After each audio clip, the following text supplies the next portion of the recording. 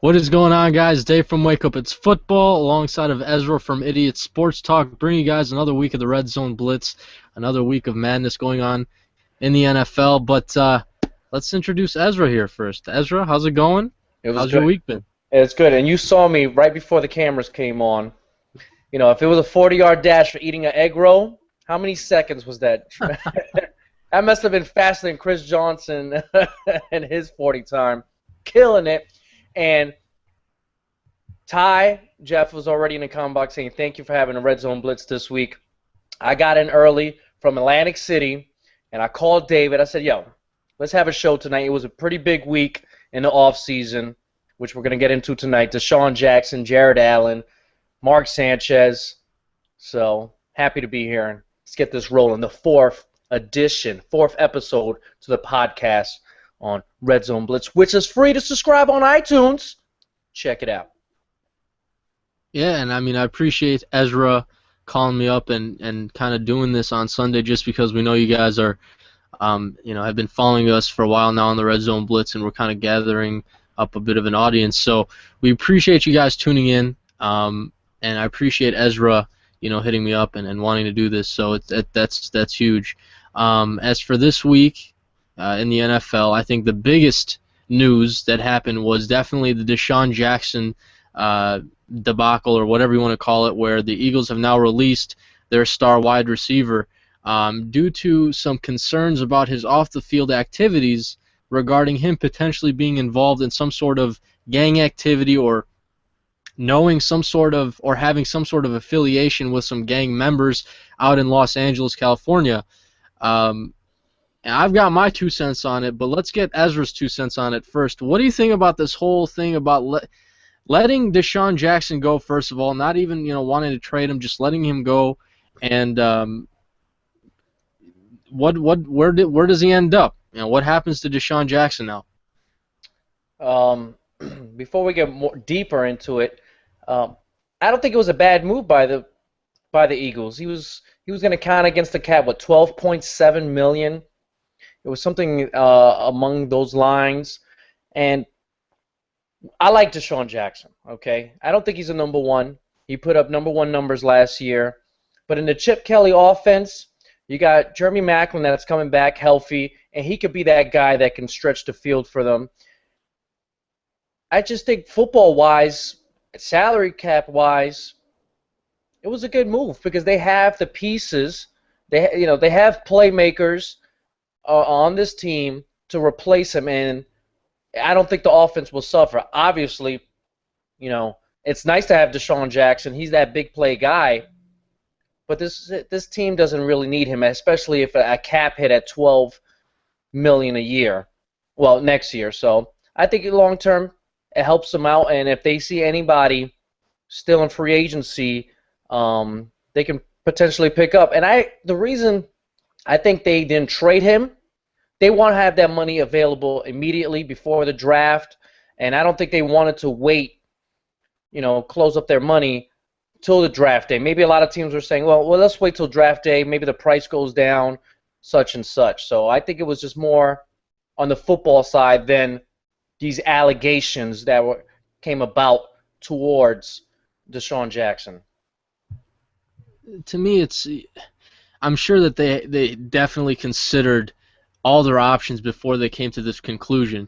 You release a guy like DeSean Jackson, who's a great offensive weapon. He can burn you down the field and score you a lot of points. To me, I think Adam Schefter pointed this out a couple days ago when they released him. If you looked into the moves that they made this offseason so far, they resigned Jeremy Maclin, they resigned Riley Cooper, and then they go out and trade for Darren Sproles. Was it a trade or was it a signing? It was a trade. He's another offensive weapon. You think, well, what are they going to do with Sproles? What is going on here exactly? And then they released DeSean Jackson. Maybe they knew they were going to do this a couple of weeks ago, a month and a half ago, and they knew they were going to get rid of him, whether it's going to be release him or trade him. They weren't sure, but they knew that he was probably on his way out. Some of the moves they just made could have been, kind of indicative of that. Now, the other thing is, I've also heard, oh, they didn't want to trade DeSean Jackson because they knew that he had some off the field problems, and they didn't want to put the problems with a different team. That's not a good business practice. Well, I don't know if you can do that. To me, I would have still tried and trade him, see if I can get some kind of a draft pick or something for him. But those, I guess, are the unwritten rules of the NFL. Now, for me, I think you kind of have to see like maybe 5 or 6 teams that are going to take a look at DeSean Jackson. First of all, Kansas City, who have now supposedly been out of the running because for whatever reason, the whole connection between him and Andy Reid. The other thing was a couple other teams being San Francisco, your Jets, potentially the Panthers, the Patriots. I don't know where he goes. I mean, do you have potentially a couple of teams that you've kind of heard that have interest in DeSean? It depends on. I heard about 9 teams. It's like a lot of people saying half the league were calling his agent to see what the deal is, and I see. There's plenty of teams that could use DeSean Jackson. It's just what's the number they're asking for right now. He was going to make $10.5 million this coming year, and he just had his most productive year in the league. So I imagine he wants around that much, but it's going to be tough to hit that number, especially after the spending spree of this offseason. I don't know. The Raiders may still have that kind of money, the Jets, but I don't see those teams going out and spending $10 million on DeSean Jackson. I don't know. I don't even know about $8 to $9 million. It all depends on the number, what he's asking for, and I think that's when we'll really see what teams will step forward. I said this last week. Out of all the teams, the Panthers need him, okay? I would love to see the Panthers pick this guy up. I just don't think they have the money. Their chances have increased because the asking price is not $11 million next year. It's going to be considerably lower, but hopefully they can pull it off. I'm not a Carolina Panther fan. I would just like to see Newton and DeSean Jackson because I think of him like a light Steve Smith. Very light. Very light. You mentioned, yeah, but you also mentioned a team in the Raiders who could potentially be a team of interest. Now, they have a meeting. DeSean Jackson has a meeting scheduled tomorrow with the Washington Redskins. That's interesting because the Redskins and the Eagles are in the same division.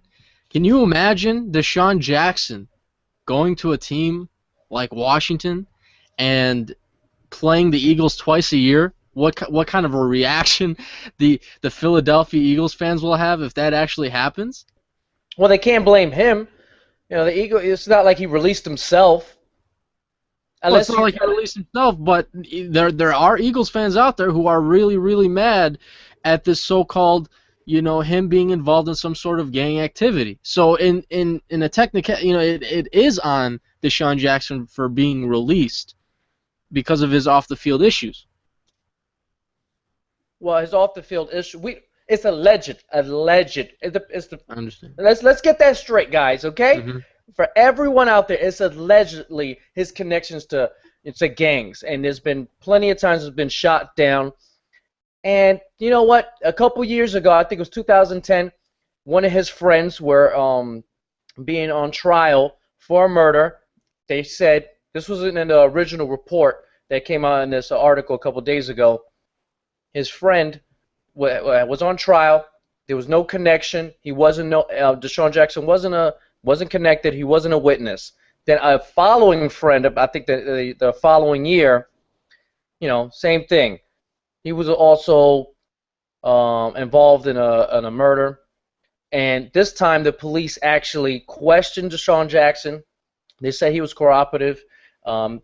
He wasn't a witness, but he was involved with the case in some kind of way. And a couple months after that, the Eagles signed him to that 5-year, $48 million contract. So the Eagles were confident enough just a couple years ago to give him a big deal. And I don't know if something has happened the last couple days or last couple weeks. They got new information about his activity or his friends. But I think that's all fabricated stuff to try to justify they released their #1 wide receiver in terms of statistics last year.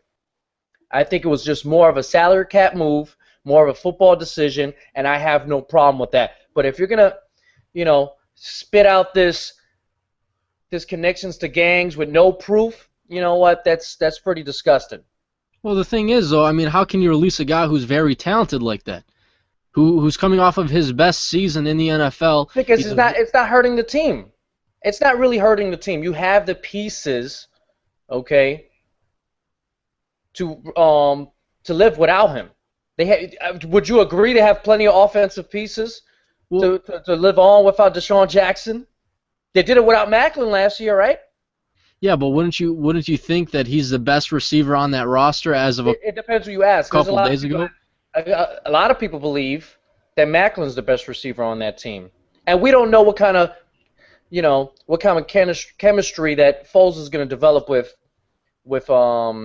Macklin. So I don't know. I think it's football terms. I have no problem with the release. You're saving $13 million on the cap. For me, if I'm a general manager out there right now, I'm trying to find out as much information about DeSean Jackson as I can. And I would, if I have the money and I have a need at the position, I'm going to pursue DeSean Jackson with everything I've got. If I'm comfortable enough with what I find out about him and his whole off-the-field issues. Now, if he's not necessarily involved in gangs and all this stuff, you bring him in, you talk to him, you see what he's like, face to face, and potentially try to work out a contract. And I think a team is going to sign him. I'd say, I can say probably within the next month he will definitely be on a team. But for me, it's hard because this first week when you hear all these media outlets talking about him and it's all this negativity, you kind of, like you were just saying, you have to hold off on that because it's just alleged gang affiliation or whatever it is. Because how many NFL players do you think have some sort of ties with someone who's ever been in a gang or still is in a gang, but Probably they're not 30%. necessarily.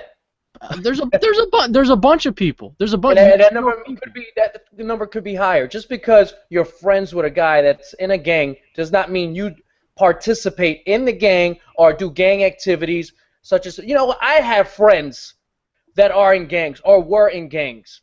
Does it look like I'm any part gangster? Okay. Does it look like I know? I look a little rough, but I'm not going out there doing some craziness. Let's take it easy. I'm not, does it look like I do the sea walk? No, I don't do the sea walk, guys. I don't have any bandanas or anything like that. But I have friends that are active in those kind of activities or were active in those activities. And these are NFL players who come up from neighborhoods like Compton or whatever else neighborhood that, these hoods where, it's a lifestyle that you can't necessarily escape. And for the really talented, players who end up, playing high school football and they get recruited to a big name college and they go on to the NFL, these are still places that they sometimes retract to or come back to just because this is where they grew up and these are some of the people that they grew up with and they know. So, you not necessarily know the situation with DeSean Jackson, and you can't sit here and, I guess, say 100% that this is what it is. But apparently the Eagles have some sort of information that they feel was credible enough for them to release DeSean Jackson. They did not want to have another Aaron Hernandez situation on their team. I think that's the other thing we haven't even hit on is Aaron Hernandez and how this entire, how can you predict that? Another Aaron Hernandez situation. How can the Patriots? That's too much. But you can't predict. You can't predict it before it happens. Before it happens, they're thinking, all right, well, potentially this could be an outcome with whatever kind of activities he's doing. So like I said, you better cut 30% of the NFL then. I'm not saying you should, but that's the way they probably saw it. They don't I want don't. to have another case like that on their hands. I think it was all all smoke in the air. I don't. I think someone, not saying who, maybe had something a little bit, a small percentage of their decision making of releasing DeSean Jackson, but I don't want to put the Eagles, okay, all righteousness. They did sign a guy that spent 2 years in prison, right? Didn't they sign a guy a couple years ago who spent 2 years in prison? Who Hmm. had a little cartel of, dog fighting, a little ring of that, right? Gambling. I imagine some gangsters were part of that too, right? Gambling and all that and dogfighting, and they signed him. So don't give me this righteousness now, the media, that the Eagles are on this path. Please. It's I'm not that stupid. I know idiot sports talk is part of me, but I'm not that stupid. Michael Vick was on that team, and he got a huge deal from them when he played great. So I don't. This gang activity thing is a little too much, too much for me to believe. All right, and if it is, it's not like he's going out there. He's ever been arrested or caused trouble with the law since he's been with the Eagles. All I know is the team is going to get a good football player, whoever it may be. Um, right now, there's a couple arrows pointing to the Raiders and to the Redskins, but this is still early, so we don't know, what's going to happen to DeSean and where he ends up signing. But I definitely believe if he ends up signing with the Redskins, it's it's like a, how do I say this? He wants to get back at the Eagles for sure. It's definitely a bit of a revenge thing. You And guys that'd be a drafted good me. fit. He's a young. He's still young. Was he 26 years old? You Yeah. pair him up with RG3. Come on, yeah. RG3 needs more weapons around him, so that'll be a very nice signing for the Redskins if they make that move. And obviously, he knows the Eagles, so you get a little information. Um, I think the last couple of things you want to say about DeSean is, like you just said, he's 26, he's young, he's coming off of his best season statistically, so we'll see. I mean, we'll see where he goes. I definitely think that whoever decides to sign him to their roster, um, as a football player, would be making a good decision. As off the field issues, I can't really say, and we both can't really say just because we don't know DeSean, we don't know what he does exactly. But again, for whatever reason, the Eagles decided to release him, and they felt that the information they had was credible enough. So, that's that. We can still stick in Philadelphia. We can talk about your guy Mark Sanchez, who's now a Philadelphia Eagle. He signed what, a 2-year contract with them? I'm not sure what the contract length is. What was the team I predicted? Or I thought would have been a good fit. Oh man, I couldn't. Oh, the Bears. That's who I said. Mm-hmm. And this is a good choice for Mark Sanchez because one, they have offensive weapons around him, and two, he saw what Foles did under Chip Kelly's offense. And let's say Foles gets hurt for a couple games. If that happens, Sanchez comes in and he pulls off a Matt Flynn or Josh McDown, then he's going to be a commodity in free agency. So I think it was a good move. He went with a team that has offensive weapons, an offensive-minded coach, and quarterbacks have been successful under Chip Kelly. So good move by Mark Sanchez. And the Eagles, they get a guy who's been a starter for 4 or 5 years, who's, when he's had weapons around him, has been successful in the playoffs. So they got themselves a really good, top-notch backup quarterback. You got to be comfortable with a guy like that as your backup. So Eagles, Mark Sanchez, smart, and smart. I'm not sold on Nick Foles yet. Well, that's even smarter by Mark Sanchez then, right? I'm not sold on him. And you know what? If for whatever reason he slips up, first 4 or 5 games he doesn't do too hot and he's not playing too well, don't be surprised if Mark Sanchez gets the nod. Don't be surprised if Mark I Sanchez would be a little surprised if it was a quick switch like that. The thing is, though, what he throw? 21 touchdowns to 1 interception. Do you really think he's going to keep that up next season? Do you really think he's going to go, 30 and 2 in the touchdown interception ratio? No, I, I I don't think don't. he will. I'm just saying. Everyone jumps on the bandwagon so fast. They did it with Kaepernick 2 seasons ago when he came in to replace Alex Smith, and he led the team to a Super Bowl, to a Super Bowl loss, I should say. But and then I said it last year. I wasn't sold on Kaepernick. I'm just not sold. Everyone wants to jump on that bandwagon, and you see this But year. he's got to be going into the season as the starter, right? There's no debate. Well, I There's no understand that. competition. There is no competition. There was no competition for him in San Francisco. But for me, what I was just saying is, speaking like based off of production and how Kaepernick was going to produce, me just predicting this, I just did not feel he was going to be one of those quality passers in the league like an Aaron Rodgers or a Tom Brady. And everyone made him out to be like this, most accurate quarterback in the league. The guy is going to just, destroy everybody in his path. And you know what? He was 32nd in the league. That team, the 49ers, were 32nd in the league when it came to passing offense. And who was a quarterback all season? Colin Kaepernick. What does that tell you? You don't want a guy, just because he's multidimensional, where he can run and pass, doesn't necessarily make him an elite top 10 guy. So just because, he can do a little bit of both, I don't know. I mean, I wasn't sold on Kaepernick. This year, same thing with Nick Foles. I understand he's more of a pocket passing quarterback. He didn't make too many mistakes, and the Eagles now think that they found their franchise guy in Nick Foles. And to me, that's a bit of a stretch to say franchise guy. To me, I'm going to say they think they found their starting quarterback for 2014. I don't know. I'm a little bit kind of scared of Nick Foles right now. I want to see how he does this year, and go from there. But right now, Mark Sanchez, having him on the roster, backing up Nick Foles, probably not a bad idea. Probably a good idea to have Mark Sanchez on that roster right now, because you just never know.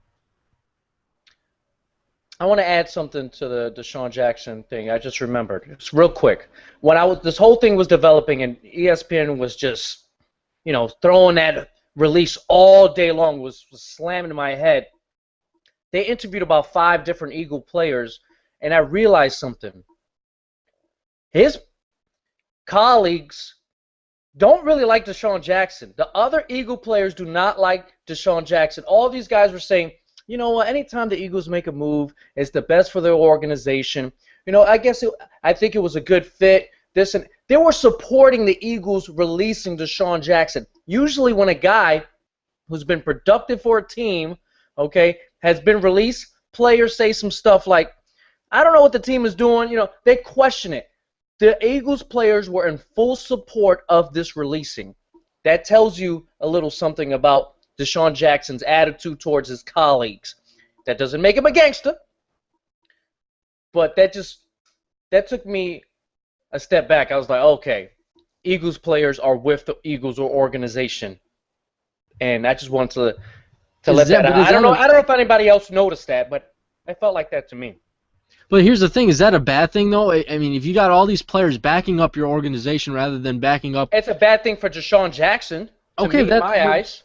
Okay, it's a bad thing for DeSean, but as a general manager, a coach, whatever, from that perspective, thinking of, how well of a team have we constructed, and you're seeing all these players backing up the decision you would, at that point in time, potentially make in releasing DeSean, and they'd back you up on it. To me, that's a well-coached team. To me, that's a well-put team, because they're backing up the team that is currently, I guess you can say, currently employing them, but well, you look at it like that. I look at it as, finally, that guy's out of here. That's how I look at it. I don't know if it's, they made a great move.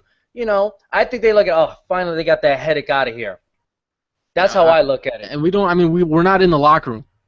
Yeah, so we don't necessarily know what's said, what goes on, who hangs out with who. But yeah, you can also look at it like that. And that's another way I saw it is, you saw Jeremy Maclin, a guy who's probably could potentially be closer to him than anybody else just because he's a fellow wide receiver on the team. And the vibe I got from him was, well, he's got to be the happiest guy, because now that he's gone, Maclin automatically jumps up to number one or two. Yeah. I'd probably say one. Well, obviously, I think he's more talented. I think he's a better receiver than Cooper. But who had the most chemistry with their quarterback? It was Cooper. He was having a lot of chemistry with his quarterback. That's the reason I say one or two. Either way, he starts up as one or two of the receivers that's on the field for every down. Before we get to Jared Allen, before we get to that move, I think we should head down to the FanDuel comment box. We got a lot of guys down there. We got all the guys as usual, and then a couple new ones, a couple new guys who are tuning in right now.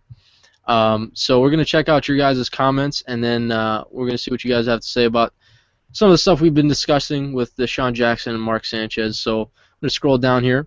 Ty Jeff, I think we've already answered this. He asks, where will DeSean go, and how much does the team have to pay for him? We did not discuss that, but I mean, Ezra said what, 8 to 9? You said a year. Oh no, I think that's what he's probably demanding. I don't think he's going to get that much this late into the off season. Well, it's not that late, but I don't think he's going to. Usually, big contracts don't come out like right now. Nah, I don't think so. Even though Jared Allen just signed one this week. I mean, it's hard to say, but I think he could get 8 or 9. I think he'd be able to get 8 or 9, season, just because, I mean, he's young, he's talented, he's very good. Whoever decides to sign him will be comfortable with all the stuff that's going on off the field. So I think he can get 8 to 9, just because he's a young guy. If he was a bit older, I don't think so. I wouldn't be surprised if he signs a one-year deal, just to try to go into next year fresh, straight into the off season as a free agent. Continuing on here, I mean, these are a lot. You guys got a lot of questions for us for other teams, so we'll probably get to that a little bit after the whole Jared Allen discussion, and if there's any other topics that we want to hit on, then we'll get to your guys' questions. But if anything regarding DeSean Jackson, I'm not seeing too much. A lot of questions for you guys' respective teams, which is all right too. Starkey Sharky says that maybe DeSean will end up with the Patriots or the Rams. I mean, the Patriots and Rams could be two teams just because they could use some help at the receiver position. Can you imagine Tom Brady and DeSean Jackson on a team? That'd be interesting. Oh, man. I know you wouldn't want to see it as a Jets fan. Of course not. Of course not. But that would, compared to the receivers they had last year, that would just open up the field for all, because, DeSean Jackson stretches the field. And Tom Brady has that offense that he hits the middle of the field, he hits those slants. Everything underneath will open up, and that would just make the Patriots' offense even more deadly. So that would be, a hell of a headache for me as a Jets fan. But it would be very nice for the Patriots.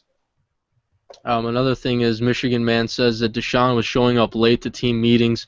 That's something we haven't, necessarily brought up either. But, I guess there were just small strikes against him here and there, and potentially this whole gang affiliation thing. So, it's not good. I guess the writing was on the wall for DeSean, and now he's out. So, as for Mark Sanchez, not seeing too much love for Mark Sanchez. So we can move on to Jared Allen, and then we'll get to your guys' questions, comments, concerns, all that good stuff in the FanDuel comment box. And again, if you guys are unfamiliar with FanDuel, it's a one-week fantasy website, baseball, football, basketball, and you guys can bet however much you want. It's really fun. I did it last year for the football season, won a little bit of money, and I'll be doing it this year. Woo, baby! Yeah, and it's really fun. You guys can include your friends in on it and whatnot, but if you think you're smart enough, you think you guys can put your football mind, basketball, baseball minds into win a little bit of cash, just click the link in the FanDuel comment box below in the description and just sign up, and that's it, really. So, I mean, you just deposit $5, $10, however much. I even had a guy deposit $100, so doesn't matter. It's just for fun. Check it out. If you talk now. Smack, back it up with the cash. Okay, that's all. Here, let me get the banner. Let me get the banner here if I can pull that up. I don't know if I can. Let's see. I think it's this one right here. There it is. Do you see that, Ezra? Do you see that FanDuel right there? Check it out, FanDuel. Just put "Wake Up It's Football." Check it out. There it is right there. FanDuel.com. Just tell them, Wake Up It's Football referred you and all that good stuff. Again, it's down in the description below. But anyway, let's get to the Jared Allen discussion. Jared Allen, I guess you can say once upon a time, the best or one of the best pass rushers in the league. Now he's simmered down a little bit, but he still could be productive and still, has put up some numbers with the Vikings the last 6 seasons he's been on the team. But he stays in the NFC North. He stays in the NFC North, goes to Chicago, and is now a Chicago Bear. I believe it was a 4-year, $32 million contract. That's what it was. I think I read somewhere it was ideally in contract terms is more of a 2-year contract. But Jared Allen, now you got they bring in Allen, they bring in Lamar Houston, formerly the Raiders. They're adding to that defensive line. They lose Henry Melton, so they needed to bring a couple guys in. Let's get your thoughts on this one first of all, Ezra. Jared Allen as a Chicago Bear playing in the same division as the Vikings.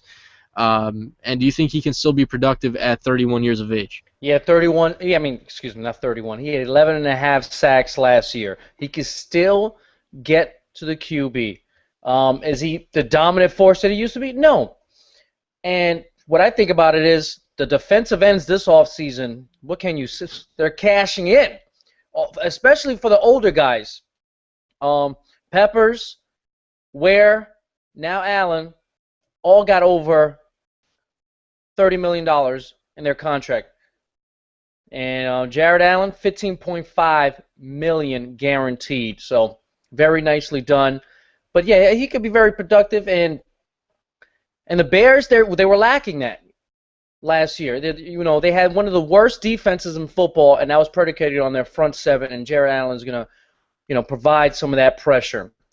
He needs help, but they have revamped that D line, and hopefully, he doesn't have to put up 15 sacks for them to be successful.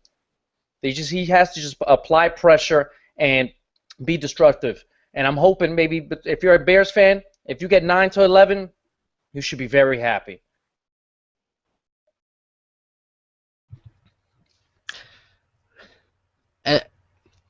As a team that plays Matthew Stafford and Aaron Rodgers, I would say more of two teams that rely more on the pass and the run. You're definitely going to need to find somebody who gets after these guys, and who's more familiar than getting after Aaron Rodgers for the last 6 seasons than Jared Allen. So, getting him, putting him into that defense, familiar with the 4-3 front. That's what he's played in Minnesota. I can't remember if that's what he played in Kansas City. Familiar with the defense, familiar with the team because he's played them for the last 6 years, twice a year. So I think it's a good fit. I think the money was probably fair. I think he was seeking around $10 million per season. He got 8 in contract terms. So I think it was a good move by the Bears. I think they add another pass rusher. Shea McClellan, who they drafted 2 years ago, hasn't really panned out at defensive end. I think he's been more undersized. Probably, I think they're going to put him back at outside linebacker. But now Jared Allen comes in. So, even though he is 31 years of age, I think he can still produce. I think, 10, 11 sacks, like you said, is probably not out of the question for the guy.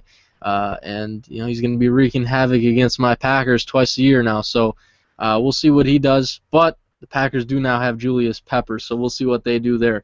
It's a lot of interesting moves. It's a little musical chairs act in the NFC North. Julius hops to Green Bay. Jared hops to Chicago. So it's interesting stuff going on with these pass rushers who were one time considered very elite. Now it's more, back end of their careers, but I think they can still probably have 1 or 2 good seasons left each.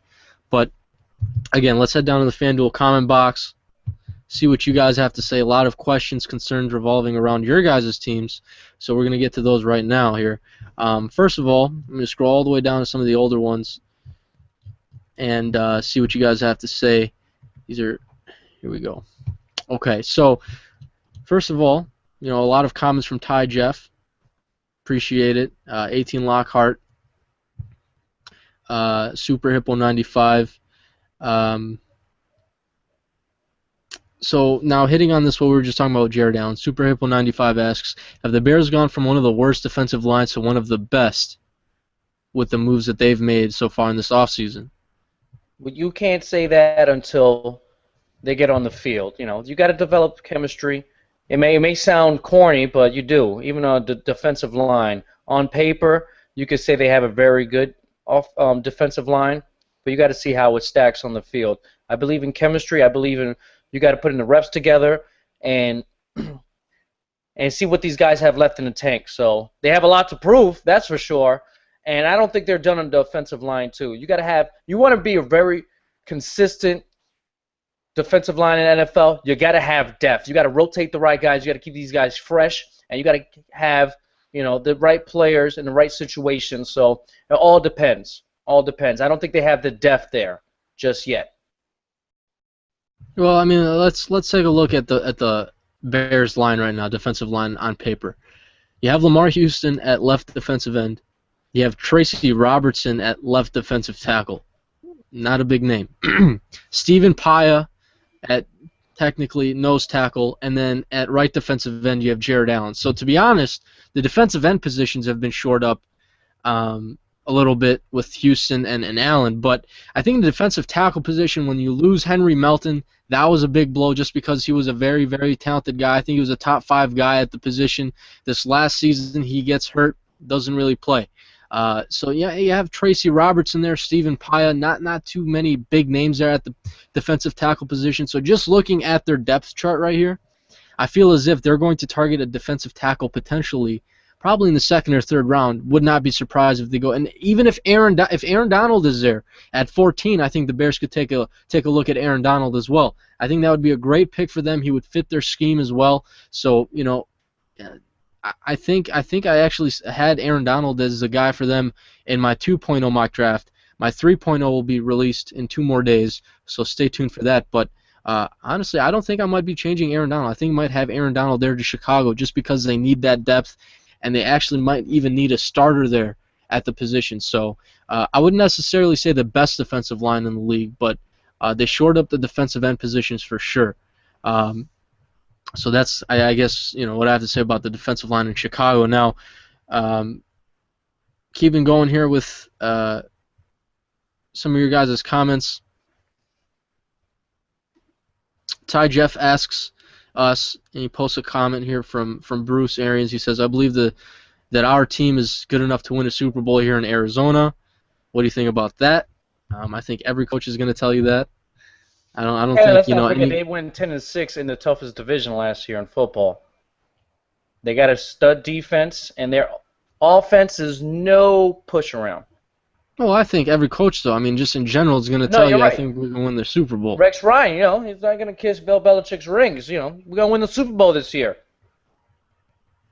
The other thing is, you're right about Arizona. They did go 10-6, and they unfortunately missed the playoffs. For me, it's just still hard for me to project them as a playoff team as of right now. I don't know if they go 10-6 again, but what I would like to see them is potentially draft a quarterback in the 1st, 2nd round and have him sit behind Carson Palmer and learn and see where that goes and where that takes them. I like their defense. I think their defense is really, really well put. Now they add another cornerback in Antonio Cromartie. But I think their offense could use some work. So we'll see how that goes. They're going to bring some healthy guys back. I think was it Chance Warmack or was it no, it wasn't Chance Warmack. Their offensive guard that they drafted last year in the 1st round. It was Jonathan Cooper. I think he broke his leg or something along those lines. That was a big blow because they wanted to put him in right away. So when your offensive line is already dwindled when the season starts, even though it was one player, he's a big body, he was a 1st-round top 10 guy, you need to bring those guys back healthy and see what they can do for you when they protect Carson Palmer. So we'll see what happens with Arizona, but I'm not saying they're a Super Bowl team just quite yet, even though Bruce Arians wants to say they are. Any comments over there, Ezra, on your end? I'm just laughing at 18 Lockhart's comment. Instead of betting money on FanDuel, Ezra, you could rent out your ears for advertising space. It's lovely. It's lovely.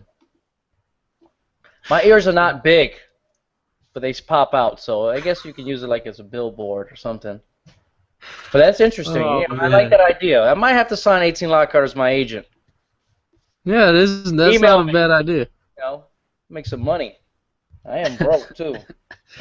Don't Ty laugh Jeff, too hard, David. Don't laugh too hard, David. Okay. Ty Jeff wants to know if Chris Johnson will be a Jet anytime soon. I hope not. Hopefully they draft a guy named Chris Johnson, not the Chris Johnson from the Titans. Not that I don't think he can be productive, but he's full of himself, man. He's one of those guys. Who slammed him recently? One of their longtime linebackers, Kevin Bullock. Is Keith Bullock? I think it was yeah. Like he said, I like the guy. He's cool. He's one of my friends, but he's a me guy, and we all noticed that from years. Anytime something goes wrong, he doesn't have a 100-yard game or he doesn't have a 2,000-yard season. It was the offensive line's fault. It was the coach. It was this. Shut the hell up, man. You had your one great year. Get off my face. This guy, man. He's a joke. It's a damn joke. I don't care about Chris Johnson. And I bet you when he retires, he'll be like, I should be in the Hall of Fame. I have 2,000 yards. He's nowhere near a Hall of Famer. Just want to say that, too. Never thought he was the best running back in football at one point. Never. I remember the arguments?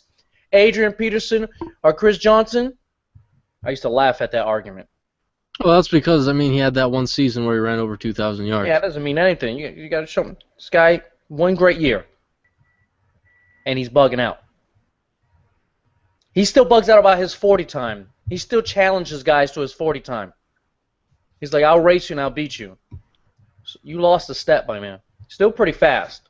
He still probably runs like a 4.5. But, no, I don't want him a Jet. Mansamish asks, I just lost a comment. Do you think the Browns can become a serious playoff threat now that they have a new head coach? Josh Gordon is, a whole another year into the league. They have a top 10 defense potentially. Have an average running back in Ben Tate.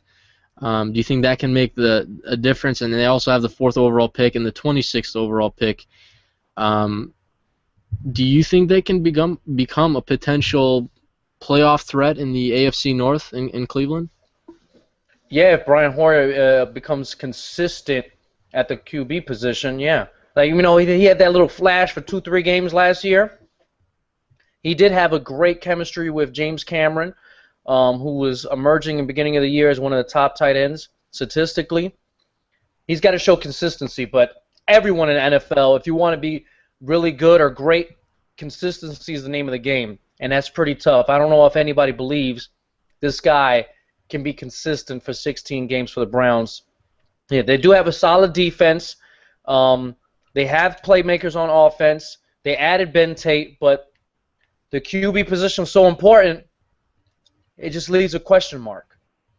Well, to me, to be honest with you, I think Cleveland can be a playoff contender. Last year I thought they could be. I remember you heard me. I told you here on Red Zone Blitz, I thought the Browns were going to surprise some people. Yeah, I didn't have their stock very high like I did at the Cardinals, but I did say these guys are no push around. They weren't last year. They were not a push around. They were in playoff contenders towards the end because they had problems at the QB position, and those questions have not been answered just yet. We got to see it on the field. We got to see consistency. But I like the moves, and I like the team around. There's no doubt that the Browns, I think, have all the pieces to the puzzle except for a quarterback right now. And even Brian Hoyer, you said a couple of games last year where you saw some flashes. There's no doubt in my mind that they're going to draft a guy very early on. Where it's going to be, I don't know. But I don't know if it'll be the 4th overall pick. I think it could be at 26. With that being said, if you want to break down their offense, I think they have an elite wide receiver in Josh Gordon.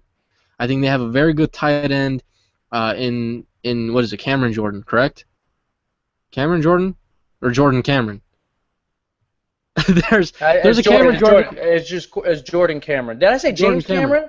No, there's a Cameron Jordan, but I know James Cameron is the director, right? He did Terminator 2.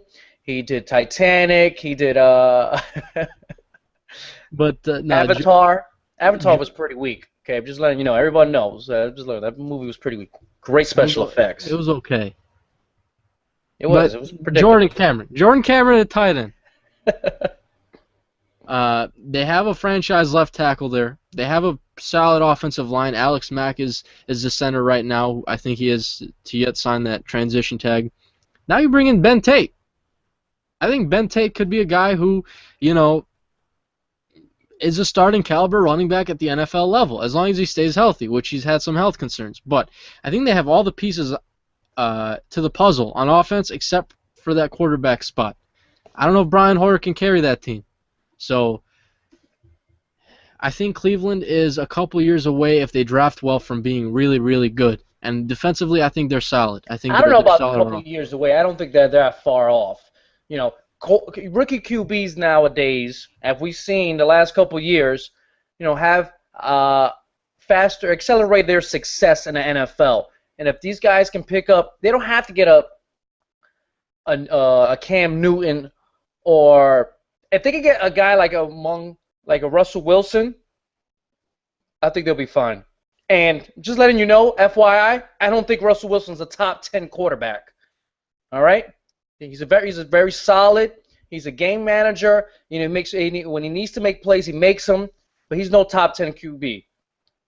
And you saw what he did for the Seahawks. What he helped. The guy that carries that team offensively is Lynch. I don't think Ben Tate is a Lynch, but I'm just saying they don't need a gunslinger, a guy that's going to be a top 5 QB for the Browns to go to the playoffs very soon. Well, the reason why I said a couple years for Cleveland is because I feel as if they draft a guy at the 26th overall spot, and this is just me speculating, I don't think they're going to go 4th overall with the quarterback. I think they go 26th overall or, you know, a second-round guy. The way I see it is they'll probably place him behind Hoyer to just learn whatever he can learn. Place him behind Hoyer, let him sit and learn, let him watch, and if Hoyer stinks up the joint, then you put in your rookie QB and see what happens.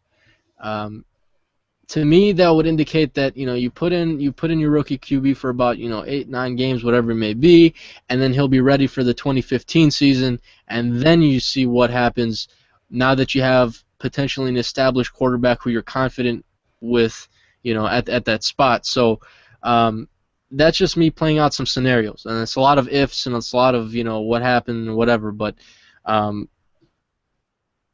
that's just kind of my opinion on the matter. I mean, they only have one quarterback on the roster right now. They don't have 2 or 3. They have one. They're going to have to probably draft at least. I don't be surprised if they draft 2 quarterbacks. So, I think Cleveland. Don't bank on them. You know, maybe 7-9 this season, maybe 7-9. But in 2015, I can see them being a playoff team. There's another prediction for you. We got so many predictions now. We're gonna have to replay these red zone blitzes. We got to make a prediction every single episode, Ezra. We got to start writing. No, we got to start writing it down and just put it on the board. Boom. Yeah, that's my prediction. We got to write it down instantly. Write it down. Write it right now. I will. I'll do it. But no, we'll have to go back in the last couple episodes and write those predictions down as well. I forgot what we were talking about. But there's another question for you, Ezra, from Ty Jeff. Ty wants to know, where is Johnny Manziel on your draft board after his great pro day? Now, I don't know if you have a draft board written. Now, I have a draft board. I was thinking about doing a top 10. I don't have one. I was thinking about doing it, but I don't watch college ball. I really don't care for college sports, so I don't know the prospects like that, but I know the names in the top 10. And I said earlier, you know, a couple episodes ago, that I like the Browns picking Johnny Manziel so they can rejuvenate, bring some energy to Cleveland, because no one cares about the Browns, okay? And they need some excitement. And initially, Johnny Football will do that for a team, just generate some interest. And I think a team like that will take a chance on him. And, you know, since I haven't done a mock of the first 10 picks, I'm going to still say Browns right now, Johnny Manziel, even though you feel quite opposite of that. Yeah, I don't know about bringing. I want to. Maybe next week. Next week I'll have a top 10. How about that one? Oh. All right. Yeah. All right. Well, I mean, here's the thing, though. I don't want a quarterback who's going to bring excitement.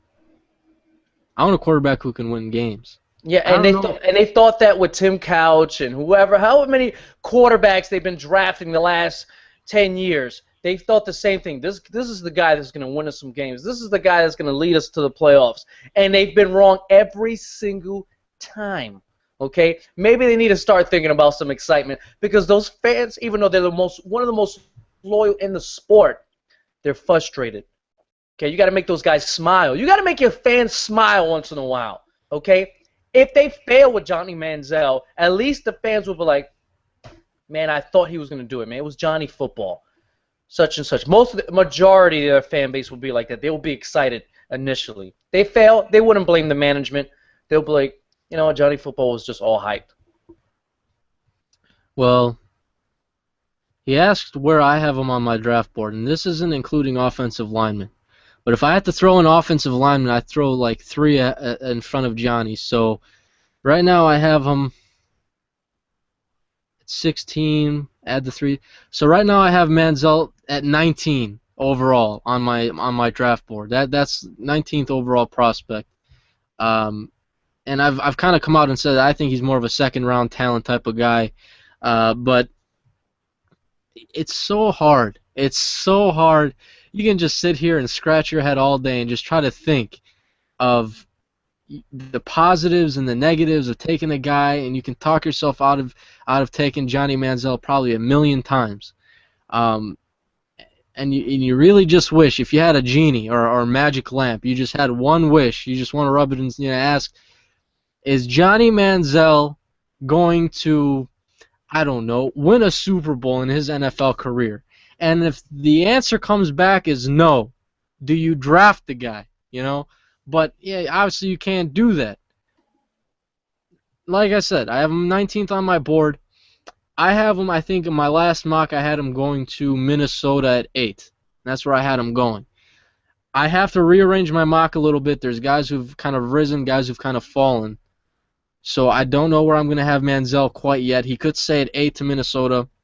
I'll be releasing that mock again in 2 days on the 1st of April. So I don't know where you put Johnny Manziel. I think, you know, obviously those quarterback needy teams could fall in love with Manziel.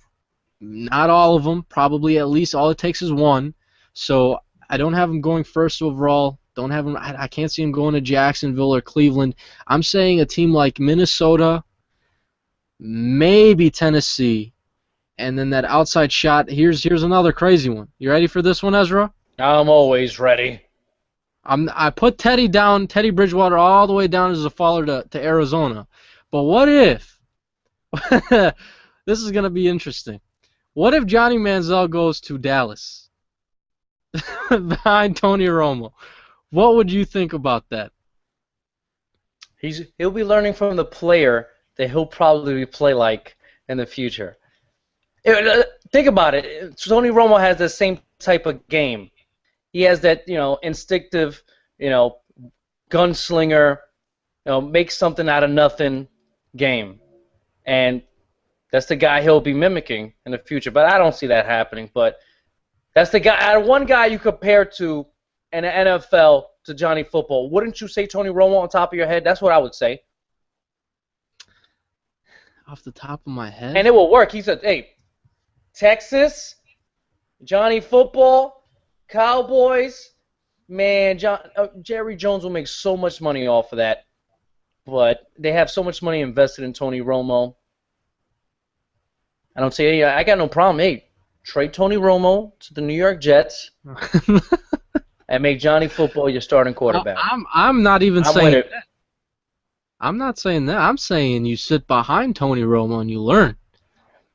And Johnny Football will not be happy about that. I don't care what Johnny Football has to say. He would not be happy about that. His endorsers would not be happy about that and stuff like that. But he has obviously no say in that. But anybody that drafts Johnny Football wants to capitalize on his star status. Let me tell you something. Money, baby. I'll tell you if he'll be getting paid money. If Tony Romo is on the roster this year, which he will be, I think he might have restructured something in his contract. I don't remember. If they draft, if first of all Manziel has to fall out of the top 10, and if he takes a bit of a slide, Jerry Jones wants to take Manziel at 16, sit him behind Romo. It's not because he wants to have him learn. I think it would be more because potentially, like I mentioned last week, they might be their salary cap situation next year. I think it's going to be bad. And if they decide to release Romo, guess who's going to be there already? Johnny Manziel. So it's not I know they say it's a win now league, but if you're smart enough, and again, this is Jerry Jones we're talking about, so I don't think he'd do this because he's not very smart, but what do I know? The guy's a billionaire. If you think towards the future, and if you think, we need to add depth, we need to think about all possible scenarios of what would happen to our cap, what would happen if this guy got hurt, whatever, then potentially you bring a guy behind Tony Romo. Because what, you really want to have Brandon Weeden there, Ezra? You want to have Brandon Weeden as your second string guy? I wouldn't even have Brandon Weeden on my roster to begin with. I got no problem with Weeden as being a backup. Just saying. Just saying. And someone in the comment box asks, where's the boot? Initially, well, most of the time I bring the boot with me before the show starts, and this time I didn't. But I look behind me, I see the boot. But look at what's. I swear, this was not me at all. This is the boot. One moment. Why is there a Nerf gun in the boot? Someone put a Nerf gun in the boot. Uh-oh. Action, Maybe DeSean Jackson was over. Gonna play with guns. Because he got the boot this week. DeSean put the Nerf gun in the boot. So there you go. There's the boot. It's right next to me. Yeah, DeSean Jackson definitely got the boot this week. That's for sure. I'm getting the boot in the comment box, man. I got a couple trolls. What happened? Well, he was pretty funny though. We got his name is Giants fan. He's got a boy band as his profile pic for some reason. Giants fan. And he said, write down your predictions on your ears, Ezra. That was pretty funny. I like that one. That was cool. Well, let's head down to the FanDuel comment box and see what you guys are saying.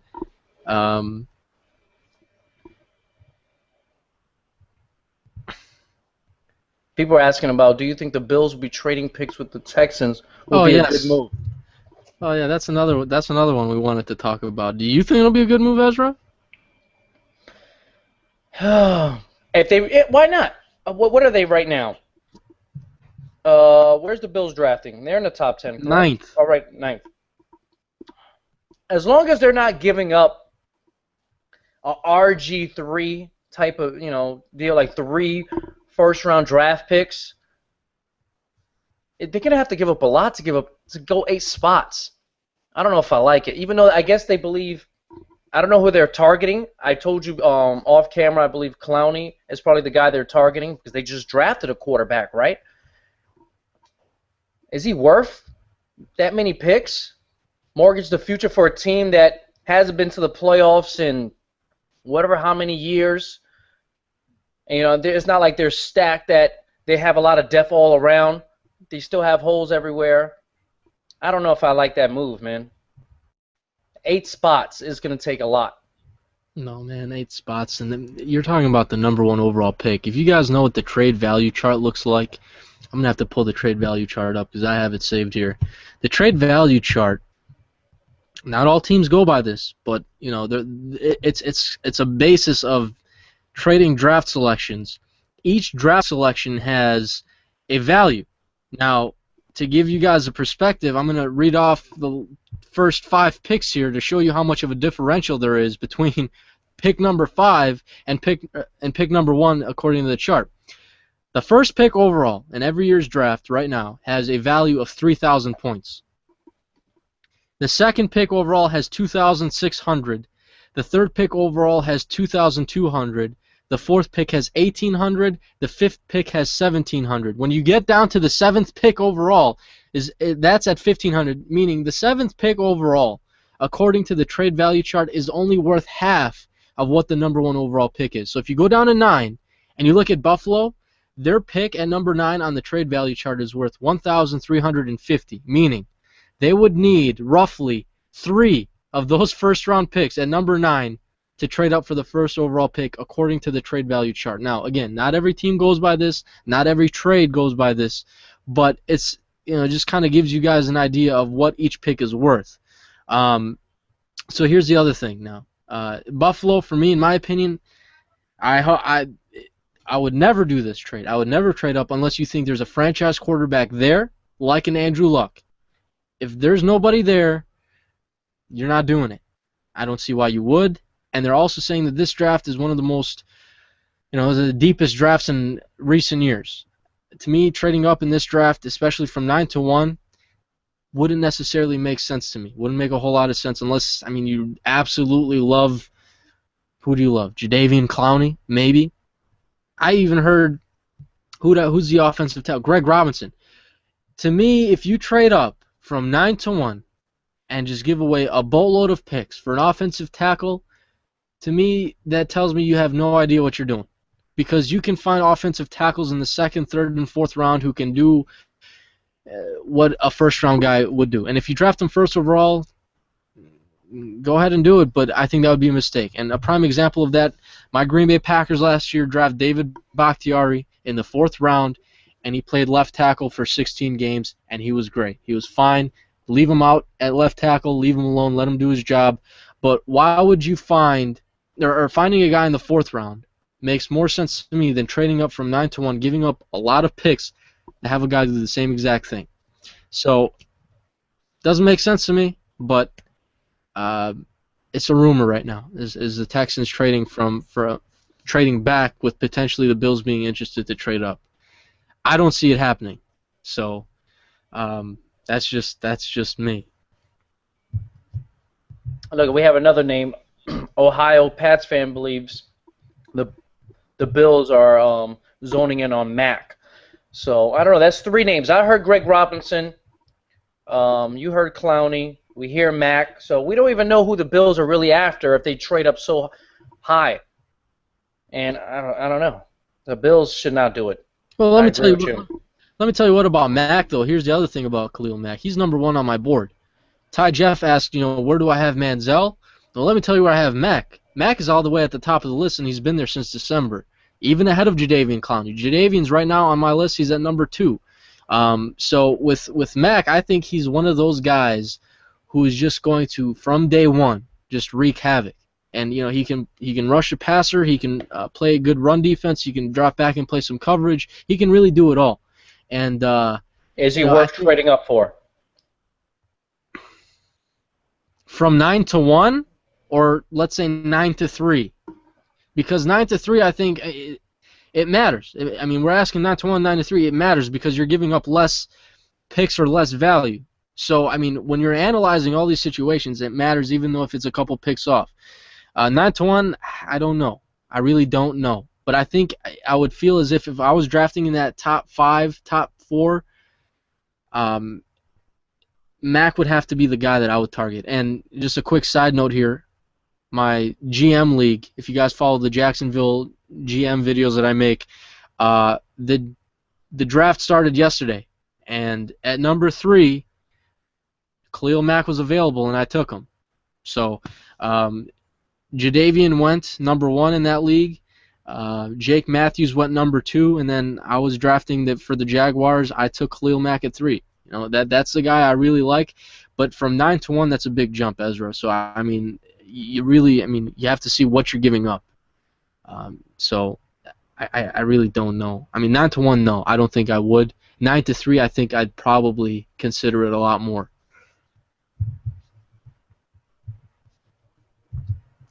Checking out these FanDuel comments here.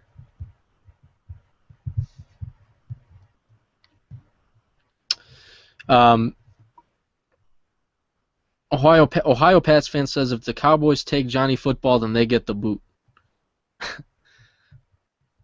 Let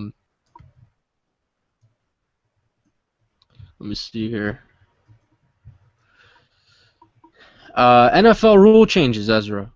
We haven't talked about those. James, I think I'm going to butcher this. Warblaw, I think it is how you say it. Maybe not. What do you think about the NFL new rule changes? Are they necessary? And according to James, he says, I don't know how the penalty for goalpost dunking made it through the voting at all. Any thoughts on that? Well, I guess a few times, I guess management is a little scared that one of these guys are going to hurt themselves trying to dunk the ball over the. Because how many times have we seen a failed goalpost dunk? I've seen it plenty of times. David, have you? Well, I saw Vernon at Lambeau Field and I started to laugh, but that's the only one I've seen. Can you imagine a guy getting hurt off of one of those dunks? The reason I feel like this rule is in place is because guys fail it all the time. Not No. everybody's Jimmy Graham, okay, or Tony Gonzalez, who's been doing this since forever. And these guys fail it. First of all, it'll be embarrassing for the player, big time. You get hurt. Anyway, I don't remember injuries like this. A few injuries that I remember on top of my head. Remember the kicker from years ago, played for the Buccaneers? Who doesn't remember that injury? So if you got hurt doing the dunk, there's a problem right there. I'll tell you what it is. It's not about them getting hurt. It's the fact that when players go to dunk on these goalposts, they tilt it sometimes. They tilt it. So what the league is trying to eliminate is, because we saw with Jimmy Graham, I think it might have been last year or 2 years ago, he tilted the goalpost. With them adding an extra 5 feet on top of the goalpost, and then players yanking on the goalpost itself, I think it's gonna since there's more added weight, a little bit more weight, it's gonna have those goalposts easily. It's gonna easily be able to be tilted. I guess you can say it's a mouthful, but they don't want to delay the game to fix a goalpost, and they said sometimes these goalposts aren't fixable until the end of the game. So when you have a tilted goalpost and you're trying to kick a game-winning field goal and you can't do it because the goalpost is crooked. There you go. And God forbid, let's say the goalpost, if it could tilt, maybe it falls, it hurts someone, now the NFL is going to get sued. That team, that stadium, such and such will get sued. But I think it's the time issue, the delay game. And we got Tomahawk 238. He wrote in the comment box, last year Jimmy Graham bent the goalpost in a game against the Falcons, causing a 20-minute delay in the game while they fixed it. So there you go. People don't want to wait extra 20 minutes while the game is already 3 hours. And that hurts. Let's say if it's a nationally televised game, that's going to hurt the TV. That causes problems. So there'd probably be penalties among those contracts with the TV thing, so they don't want to deal with all that. Eliminate it. I don't care. They've been eliminating so much stuff from the NFL. I've always said they need to stop eliminating some of the fun stuff in the NFL, but I really don't care about a dunk goalpost. I never thought it was cool, never thought it was gangster, or anything like that. I just thought you were failed at basketball, so here you go. Let me try it in football. Tony Gonzalez was garbage in basketball. He averaged like 4 points in college. Well, that's the thing, though. I mean, these players who do play basketball still have talent. It's just sometimes it's in the wrong sport, and these scouts, I don't know how they do it. I really don't. How they scout basketball players, and they just kind of have an eye for this talent, and then they say, hey, we kind of want to try out, or however the process goes to get them on the field and in pads and see how they work out as a football player. It's really interesting stuff to see those transitions. Also, wrestlers, with them transitioning to being, offensive tackles and offensive linemen, just things like that you just kind of have to pay attention to. But I don't care about this move. And according to Ohio Pats fan here, he thinks the extended uprights is an awesome idea because there have been games won and lost because you can't really tell whether the ball was in or out because the uprights weren't long enough. So now that you extend the uprights, you have a little bit more weight on the top. These players hanging on these uprights is not going to do you too well. And again, that 20-minute delay is a good example of pretty much the NFL and Roger Goodell not wanting to put their product out there as, now is a 3-hour game, now it's a 3.5-hour game, or 3.5-hour game is now a 4-hour game because some player was hanging on the uprights thinking they were monkey bars. So it's stupid, and I'm fine with it. But the other thing is, I never found this out, and maybe you have, maybe someone who's watching knows. Whatever happened to us talking about the NFL eliminating these celebrations?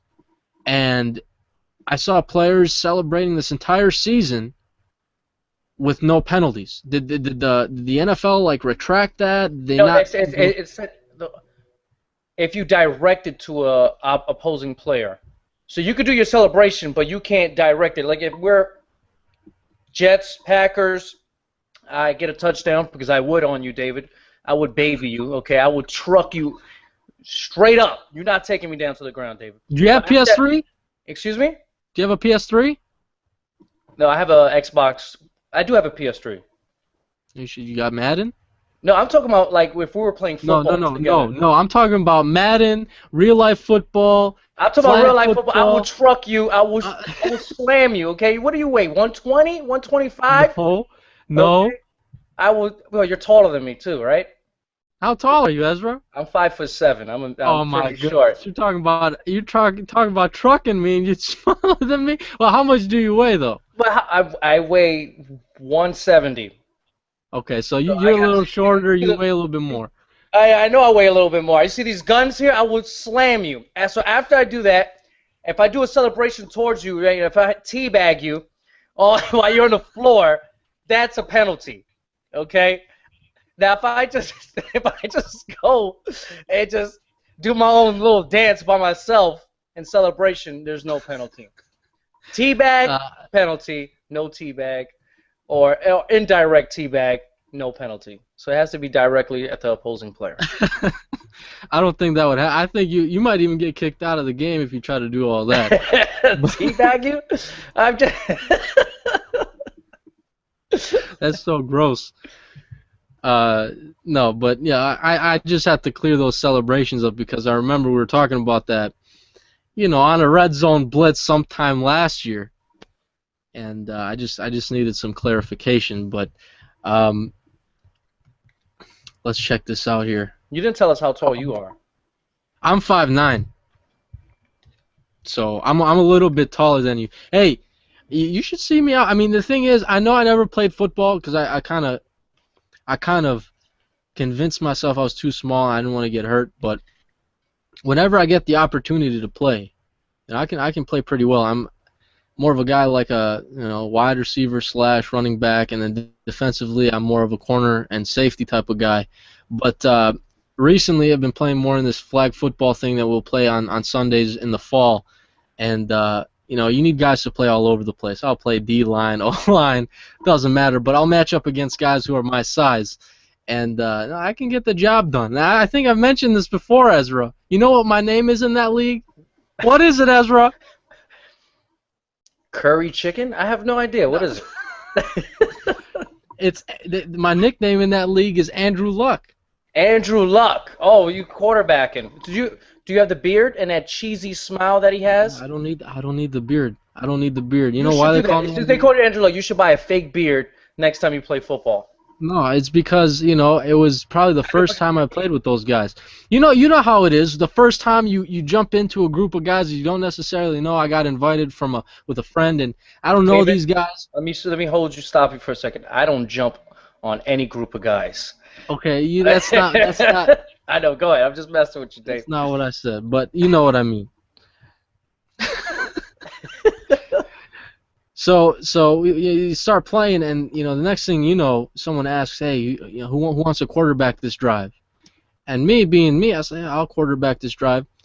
One drive after another, you start leading your team to touchdown after touchdown. You're like, "Hey, this guy can play." And you start seeing your draft stock rise, so to speak. So since they don't know you, you're one of the last picks because they don't know your potential, they don't know what you can do. And then after a couple of weeks, you're a second or third round guy, and then there's times where you're the first pick drafted. So you have to show those guys your potential, and then the rest takes care of itself. But yeah, Andrew, some guys in that league don't even know my real name. They don't know, like down there you see David Rantisi, they don't know that. They know Andrew Luck. That's all they know. So I'm excited to play with those guys. What is it? Starting August or September, I think it is. get back out on the field. It'll be fun. But let's get back to the Red Zone Blitz. Ezra, if I ever play you, it's lights out. You know what lights out is? See, he's quiet. You're gonna use steroids? No, I'm not gonna use steroids. I'm all natural. Sean Marion uses that's lights out. He uses steroids. No, I'm a different lights out. He was nothing without steroids. I know you're faster than me because if I had to tell you my Madden speed, it would be like a 66. So if I'm playing cornerback, I'm gonna play bump coverage against you because I'm. Oh man, you have no clue. You don't want to play bump coverage on me. That's the only way because if I play you with speed versus speed, you're gonna crush me. That's for sure. You don't want to play bump coverage on me. I'll tell you that much. I'm gonna have to go Ty Law all over you, keep you at the line. That's what I'm gonna have to do. Just hold you down. Hey, okay? I would be kind of disrespected if you played bump on me. I'm just letting you know if you quarterbacking. And I'm the outside linebacker, just letting you know you're going down. Okay. All right. Well, hey, let me tell you what though. I'll give you my 40 time in a couple of months. I'm gonna do a little like a summer workout program with my buddy who's doing physical therapy, and he needs to kind of get some people to. He's got to like create certain workouts. I don't know what it is, like certain workouts for certain people, depending on their body type and whatnot. So I'm gonna do that, and I think I'm gonna be able to. Measure my 40 time, my vertical jump, and all that stuff. So I will give you guys those measurables once I get them on the Red Zone Blitz. So stay tuned for that. It'll probably be in a couple months once I start getting working out a little bit. But let's get back to the Red Zone Blitz. We got like 12 minutes before we're off the air. Get to a couple of guys' comments, concerns, questions. I see one concern. Ohio Pats fan. Think you want to read that? It is a big concern. Go ahead. No, you read. I don't see it. It's possibly the biggest, saddest news of the week. AJ McCarron. He finally got engaged to that hot woman, Webb. Oh my God. Catherine Webb, yeah. She's off the market. Well, that's not. They got engaged. Doesn't mean she's off the market. They're not married just yet. You just have time. Time is limited. She's off the market. She's not off the market. You still have a chance. You know who's still on the market? Look, just because Catherine Webb is no longer on the market, her draft stock just fell. You know whose draft stock is potentially number 1 overall right now, Ezra? Bridget the Midget? No, not No, Kate Upton. Come on now.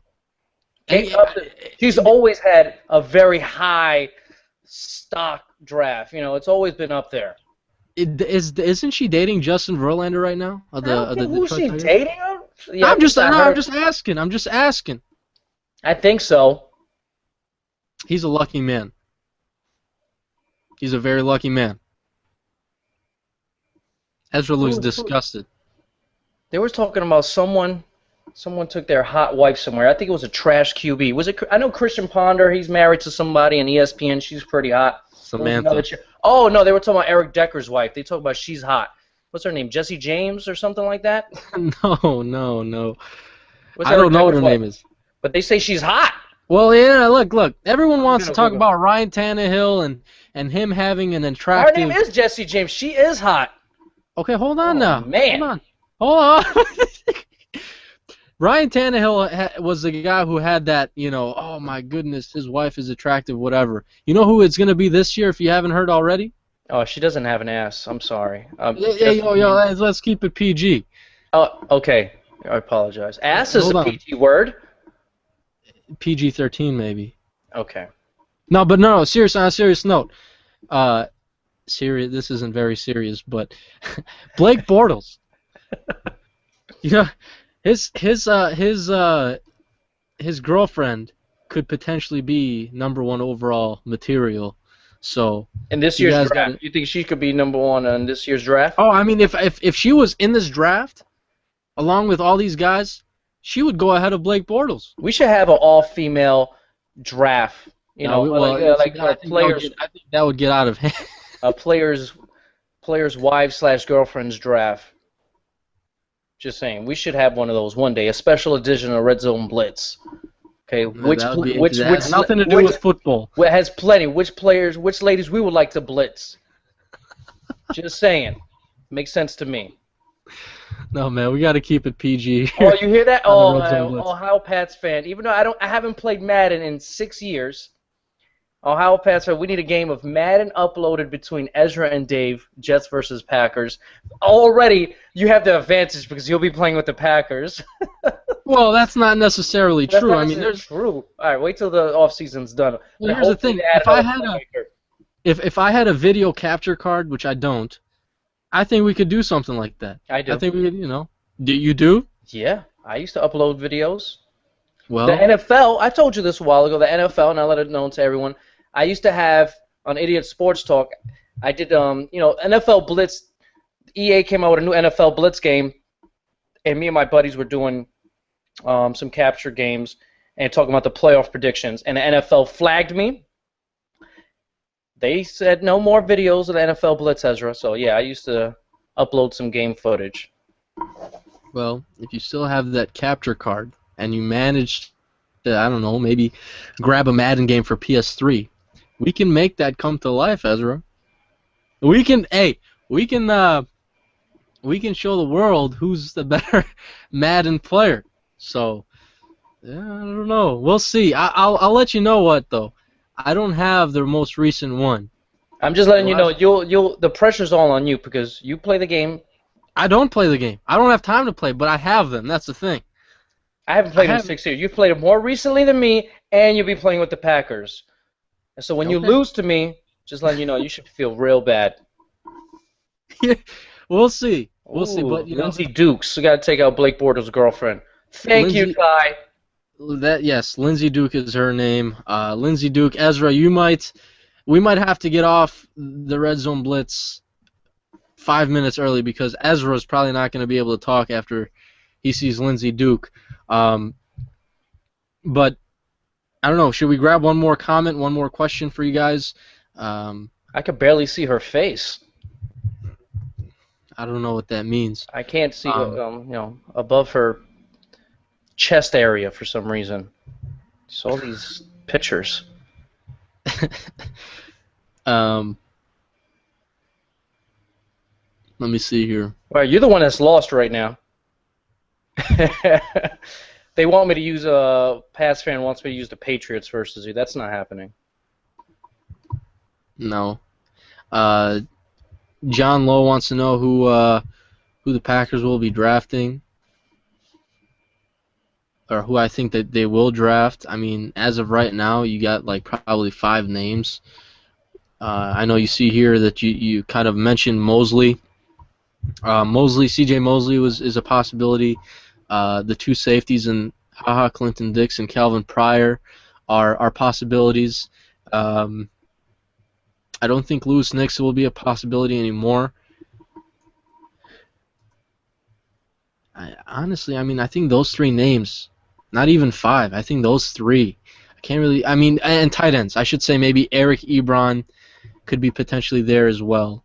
But I think those are the names. And if Aaron Donald is there, maybe try to fit him into a 3-4 scheme. But those are some of the guys that might be thrown around with Green Bay, based off of needs. So. Let's see here. I think we're going to take one more before we get off. You see any of them, Ezra, out there? Questions? Don't see too many questions right now. We see D-Jax to the New York Giants.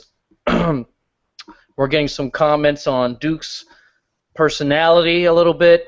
Tannehill's wife is hot, which I haven't checked her out. I got to check out. Oh, best celebrations ever. Joe Horn, Ocho Cinco, T.O. Who do you think? Who's your favorite NFL celebrations guy? They're all receivers. There's always going to be the best celebrations were by receivers. I like T.O. when he went to the Star. When he played the Cowboys, he went in the middle of the Star. What did he do? I don't know what he did. When he stretched out his arms and looked into the sky on the Star. And then one of the players came and like tackled him. Yeah, and well, we got Randy Moss mooning the Packers fans. Remember that one? Oh, I watched that game. You saw his moon. Yeah, okay. I saw it live. Well, you saw his moon live. Yeah, I saw his moon live. If that's yeah. No, my favorite was Ocho Cinco. Because he put his heart and soul into those celebrations. the pom poms, and you know, going to the cheerleaders. I just loved his enthusiasm, his love for the game. It's sad, man. He should have. The team should have gave him another chance. It's too late for him now, Yeah, but if I was the Panthers, I'd go sign Randy Moss, Terrell Owens, and Ocho Cinco right right now, now. just do it.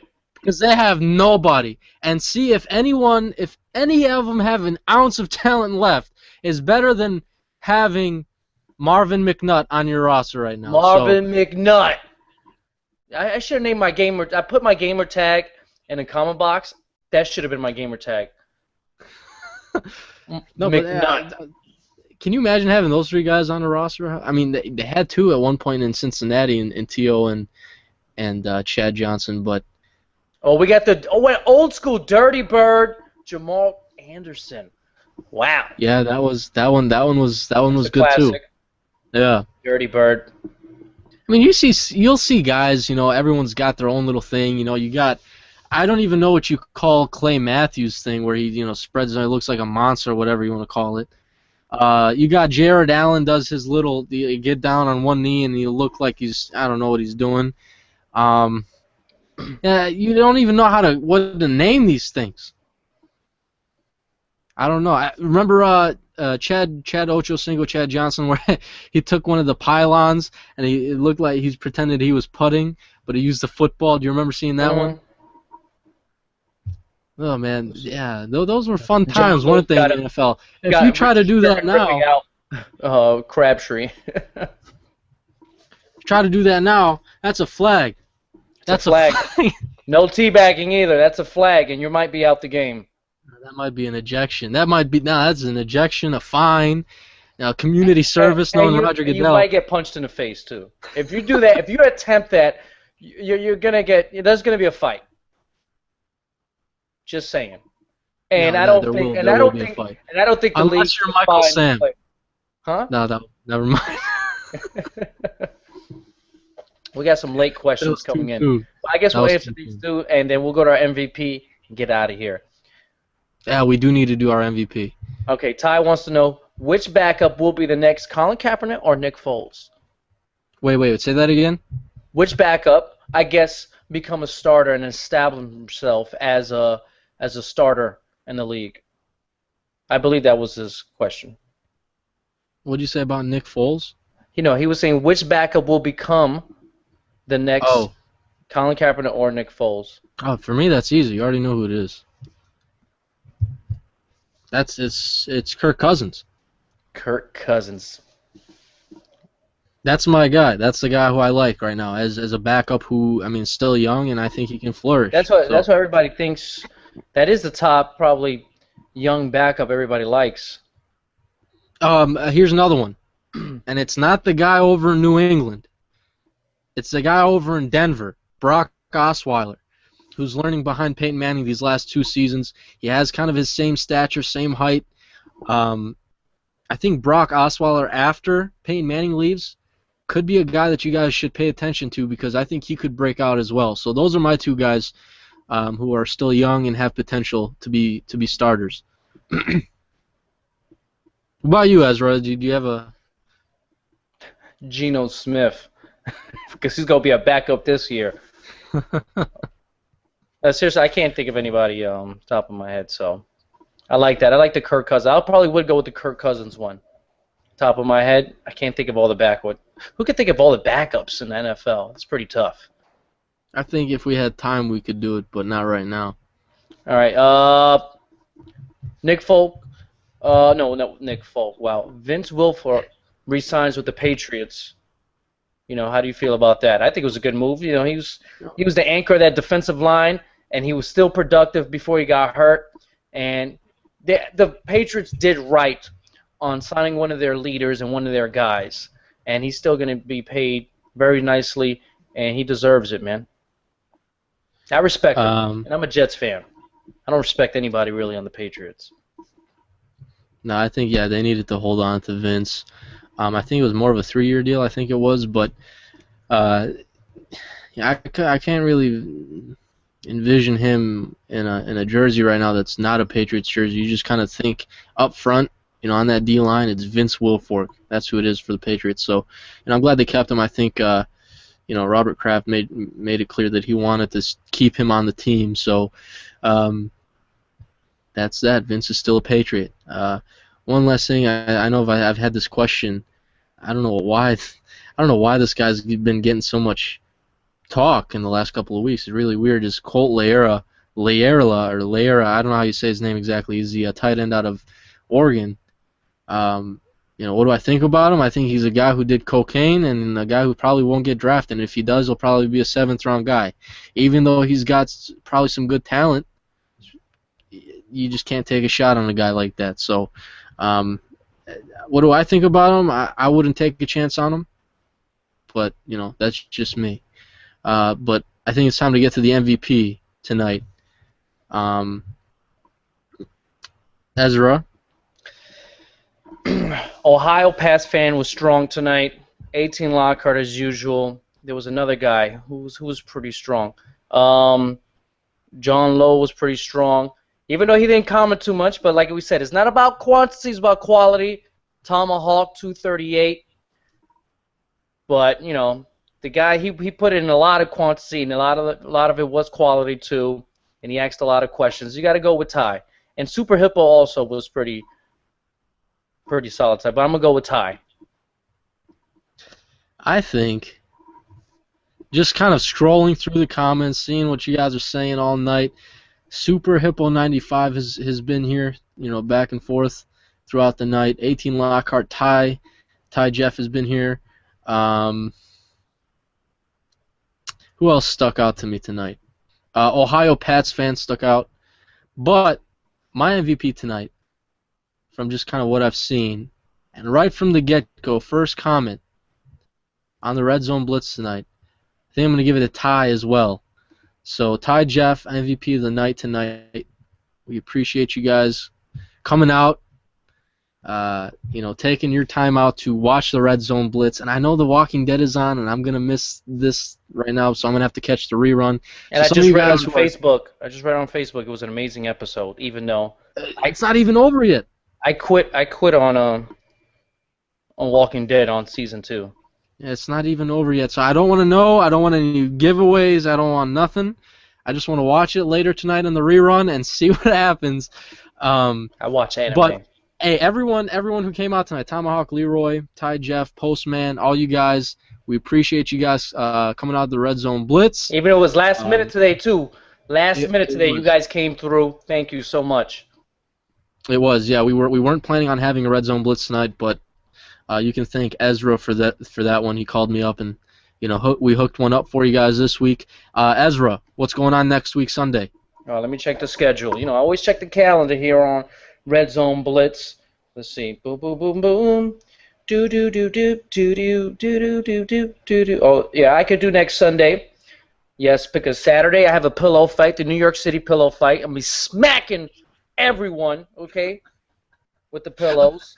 A pillow fight? It's a pillow fight. They do it in a few cities in the United States. You should check it out, guys. Maybe there's a pillow fight in your city. But yeah, there's a New York City pillow fight. A couple hundred people get together. A lot of girls, believe me, they're over 18 too, most of them. And pillow fight. You should try it out, man. It's pretty fun. But Sunday I'm free. Next Sunday I'm good. The week after that, I'll be in Puerto Rico, so I can't do the 13th. But what's the number? What is the number on that? The 6th, is it? Right? April 6th. Okay. We can do it. Next week, Red Zone Blitz. Same time, 8 o'clock Eastern, 7 o'clock Central. Here on the Red Zone Blitz, we will be live next Sunday. And hopefully there'll be some NFL news to talk about, get your guys' opinions on, and we'll just go from there. So just stay tuned. Again, check us out on Facebook, Twitter. You guys see the image down there right under my name. We're always updating that stuff. Again, check out wakeupitsfootball.com if you guys just kind of want everything in one place, the YouTube videos, the podcast for the Red Zone Blitz, Facebook, Twitter, articles being written on that website. So check that stuff out, man. Everything for Wake Up It's Football is in one spot at wakeupitsfootball.com. Also, check out Ezra at facebook.com/idiotsportstalk and Twitter as well. Ezra. They can't see you, man. Ezra gets the boot for that for that scheduled theme song of his. Oh, because what did I do? It comes natural too. What? They're slamming me right now. I've been getting killed in this episode. They said pillow fight. Ezra says he could truck you, Dave. Come on, man. You brought it back. Hey, it's women. Yeah, come on. Pillow fight. Sorry, I don't want to jump on a couple dudes and play some pillow fights.